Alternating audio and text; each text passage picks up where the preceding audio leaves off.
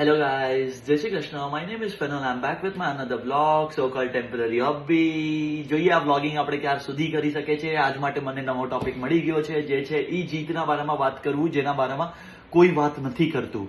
ઠીક છે, આજે આપણે એવી વસ્તુ પર વાત કરવાના છે, થોડીક સેન્સિટિવ છે, બટ આપણા બધાના ડેલી લાઈફમાં છે ને આપણે ઈ રોજ ફેસ કરતા હોય છે. ઠીક છે, જેવી રીતે ઘણી વખત જ્યારે ડિસિઝન્સ લેવાના હોય, બે રસ્તા હોય, એક તો સોસાયટીને ખુશ કરો યા તો એક પોતાને ખુશ કરો.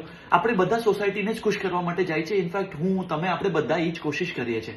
કેમ કે આપણે એમની સાથે જ ઉઠવા બેસવાનું છે. ઘણી વખત આપણે પોતાને સેકન્ડ પ્રાયોરિટી પર મૂકી દે છે.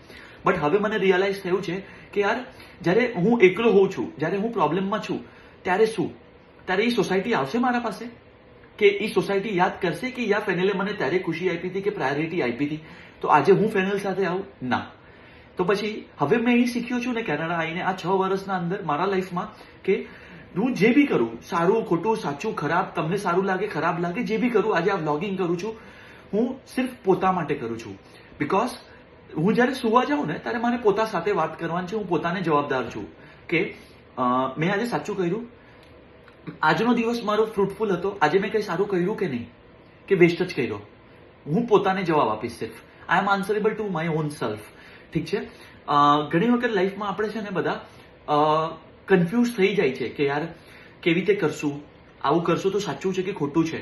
બધું બરાબર છે એની જગ્યા ઉપર, બટ લોંગ ટર્મમાં છે ને આવી રીતે ના થાય. લોંગ ટર્મમાં you have to make sure that તમે પોતાને જીતી શકો છો. To win your self is the real victory. The moment you win your self, society પોતાની મેળે તમને જીતેલો જ માની લેશે. કેમ કે તમે એ લોકો જોવે છે કે તમે પોતાથી માણસ ખુશ છો, અને સોસાયટીમાં બધા પોતાથી ખુશ નથી હોતા.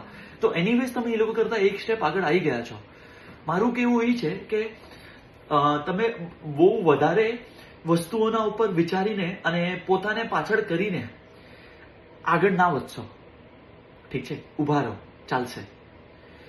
આજે હારો તો બી ચાલશે. આજે કાલે આવતા 10 વર્ષ હારશો, ચાલશે. પણ પોતાથી જીતવાનો તમારો મોટિવ હોવો જોઈએ, સોસાયટીને જીતવા કરતા.